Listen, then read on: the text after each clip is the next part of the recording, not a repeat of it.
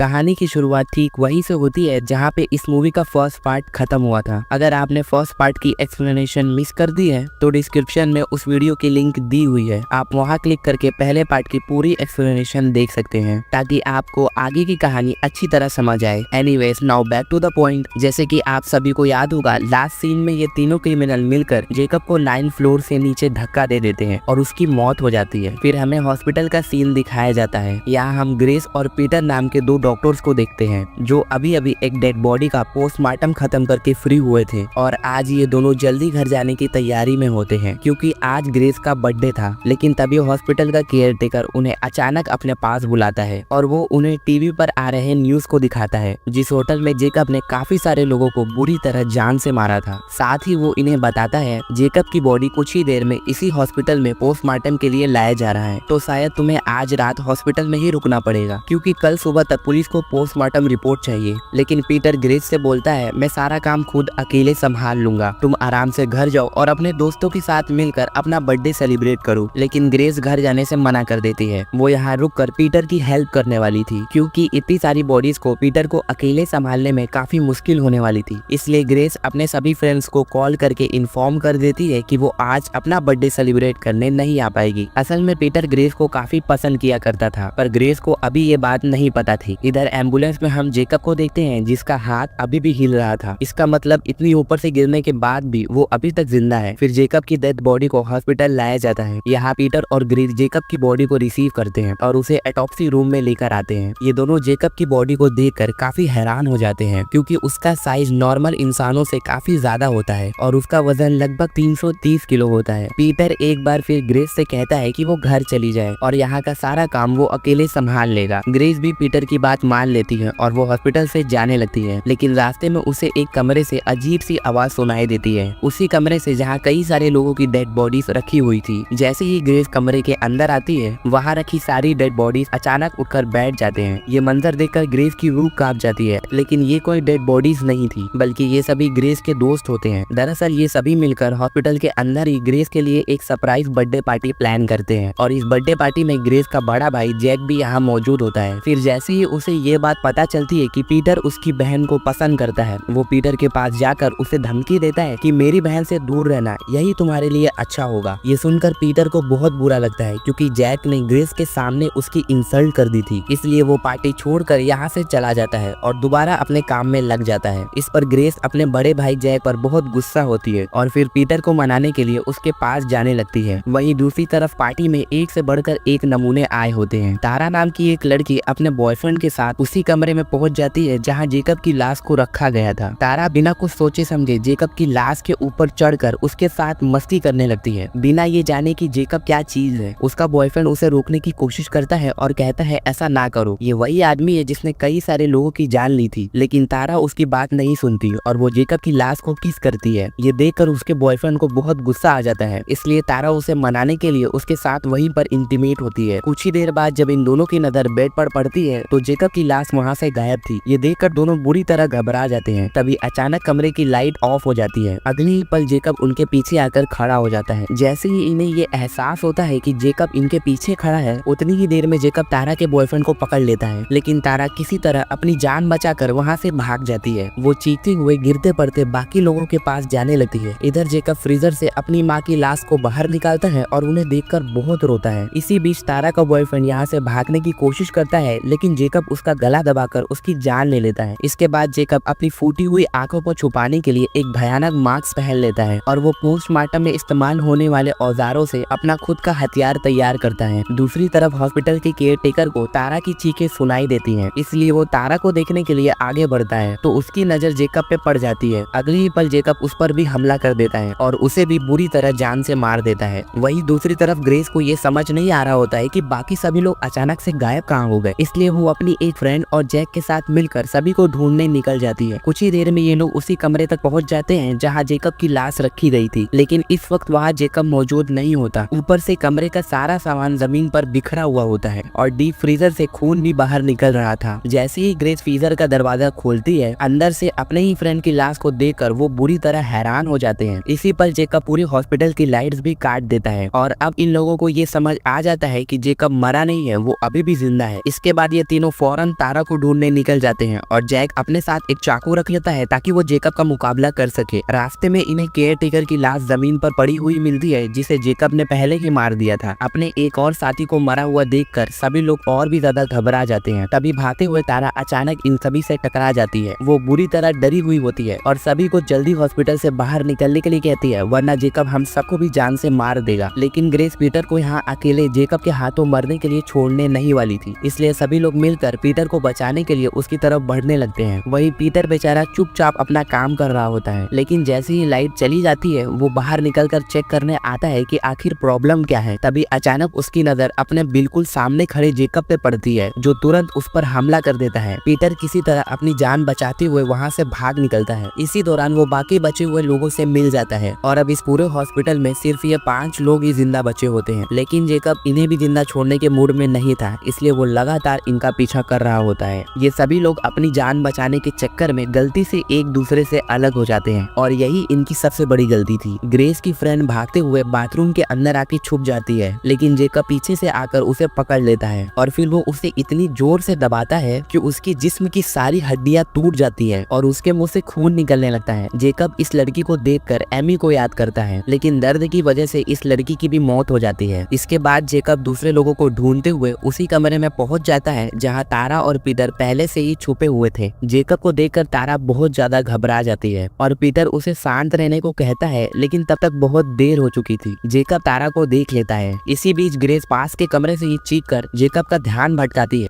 और मौके का फायदा उठाकर तारा यहाँ से भागने की कोशिश करती है, लेकिन जेकब एक ही वार में तारा का गला काट देता है, जिसकी वजह से तारा की भी तड़प तड़प कर मौत हो जाती है। पर जैक पीटर को बचा लेता है। फिर ये तीनों मिलकर यहाँ से भागने की कोशिश करते हैं, लेकिन जेकब दीवारों को तोड़ते हुए जैक को पकड़ लेता है और वो उसकी गर्दन पकड़कर हवा में उठा देता है। ग्रेस अपने भाई को मरता हुआ देखकर बहुत रोती है, लेकिन पीटर किसी तरह ग्रेस को संभालता है और वो उसे लेकर हॉस्पिटल के एग्जिट गेट के पास आ जाता है, जहाँ पर जेकब ने पहले ही ग्रेस की फ्रेंड की लाश को जंजीरों में बांध कर रखा था। तभी अचानक ग्रेस को अपने भाई की चीखें सुनाई देती हैं, जिससे वो समझ जाती है कि उसका भाई अभी भी जिंदा है। वो पीटर के साथ मिलकर अपने भाई को बचाने के लिए उसी तरफ आगे बढ़ने लगती है जहाँ से जैक की चीखें आ रही थी। कुछ ही देर बाद ये दोनों एक ऐसे कमरे में पहुंच जाते हैं जहाँ काफी सारे लोगों की डेड बॉडीज रखी गई थी, पर इनमें से एक बॉडी जैक की थी जिसे जेकब ने टेबल से बांध कर रखा था। ग्रेस जैसे ही अपने भाई के मुंह से चिपकी हुई टेप को हटाती है तो जैक तुरंत इन्हें यहाँ से भागने को बोलता है। इतनी ही देर में जेकब जैक के पेट को 2 हिस्सों में चीर देता है। दरअसल ये सब जेकब की एक चाल थी। वो टेबल के नीचे छुपकर पीटर और ग्रेस के आने का इंतजार कर रहा था। ग्रेस अपने भाई की मौत का बदला लेने के लिए जेकब पर हमला करती है, लेकिन जेकब को उसके हमले से कोई फर्क नहीं पड़ता। उल्टा वो ग्रेस के ऊपर भी चेन सॉ से हमला कर देता है, लेकिन पीटर ग्रेस को बचाने के लिए बीच में आ जाता है, जिसकी वजह से उसका कंधा बुरी तरह घायल हो जाता है। इससे पहले कि जेकब इन्हें मार पाता ये दोनों भाग जाते हैं, लेकिन जेकब अभी भी इन्हें मारने के लिए इनका पीछा कर रहा होता है। भागते भागते ये दोनों एक गेट के पास पहुंच जाते हैं, जिसका लॉक खोलकर ये दोनों सही समय पर गेट की दूसरी साइड आ जाते हैं और जेकब इन्हें नहीं मार पाता। अब वो हॉस्पिटल के दूसरे सेक्शन में आ चुके थे, जहाँ वो खुद को थोड़ा सेफ महसूस करते हैं। पीटर अपनी कार की चाबी ग्रेस को देता है और उसे खिड़की से बाहर जाकर मदद बुलाने को कहता है और वो खुद वही रुकने का फैसला करता है ताकि वो जेकब को रोक सके, क्योंकि वो अब इतना ज्यादा घायल था कि वो भाग नहीं सकता। इसलिए ग्रेस पीटर को किस करती है और उसे अपना ध्यान रखने को बोलती है। फिर चुपचाप खिड़की से बाहर निकलकर कार के पास जाने लगती है, लेकिन जेकब पहले से ही उन्हें बाहर ढूंढ रहा होता है। इसलिए ग्रेस दोबारा उसी रास्ते हॉस्पिटल के अंदर आकर छुप जाती है, लेकिन जेकब को अब ये महसूस हो गया था कि ये दोनों कहाँ पर हैं, पर इन्हें ये बात नहीं पता थी। इसलिए ये दोनों मेन गेट से भागने का सोचते हैं। जैसे ही ग्रेस गेट को खोलने की कोशिश करती है, जेकब बाहर से ये गेट को तोड़ते हुए चाकू ग्रेस के पेट में घुसा देता है, जिसकी वजह से ग्रेस की भी मौत हो जाती है। पीटर ग्रेस की लाश को अपने गोद में लेकर बहुत रोता है, लेकिन बेरहम जेकब को इससे कोई फर्क नहीं पड़ता। वो अब पीटर को मारने के लिए उसका पीछा करने लगता है। पीटर अपने आप को एक कमरे में लॉक कर लेता है ताकि जेकब अंदर ना आ सके, पर जेकब कहाँ रुकने वाला था। वो एक ही बार में गेट को तोड़कर अंदर आ जाता है। पीटर गुस्से में जेकब पर हमला करता है, लेकिन जेकब उल्टा पीटर को भी बुरी तरह पीटना शुरू कर देता है, यहाँ तक कि वो उसे इतना मारता है कि पीटर अधमरा सा हो जाता है। लेकिन पीटर फिर भी हिम्मत दिखाते हुए खिड़की से बाहर भागने की कोशिश करता है, लेकिन जेकब उसे खींचकर वापस अंदर फेंक देता है। तभी पीटर की नजर एक मशीन पे पड़ती है, जिसकी हेल्प से डेड बॉडी के अंदर केमिकल फिल किया जाता है ताकि उनके ऑर्गन खराब ना हो जाएं। पीटर केमिकल वाली पाइप को जेकब के पैर में घुसा देता है और मशीन को ऑन कर देता है, जिसकी वजह से देखते ही देखते जेकब की पूरी बॉडी में केमिकल भरना शुरू हो जाता है। जेकब दर्द से तड़पते हुए जमीन पर गिरकर बेहोश हो जाता है। ये देखकर पीटर को लगता है कि जेकब मारा गया, इसलिए वो हॉस्पिटल से बाहर निकलकर अपनी कार में यहाँ से जाने लगता है, लेकिन सामने एक बैरिकेड लगा हुआ होता है, इसलिए पीटर अपनी कार से उतरकर उसे वहाँ से हटाने लगता है। फिर जैसे ही उसकी नजर अपने कार पर पड़ती है तो वो देखता है गेट तो खुली हुई है। पीटर समझ जाता है कि जेकब अभी भी मरा नहीं है और वो उसकी कार में छुपकर यहाँ भी आ गया है। तभी अचानक जेकब पीछे से पीटर को पकड़ लेता है और वो उसकी दोनों आंखें फोड़ देता है। इसी के साथ ये कहानी खत्म हो जाती है। अगर आपको मूवी की एक्सप्लेनेशन पसंद आई तो वीडियो को लाइक और चैनल को सब्सक्राइब जरूर कीजिएगा। मैं मिलता हूँ आपसे अगली वीडियो में।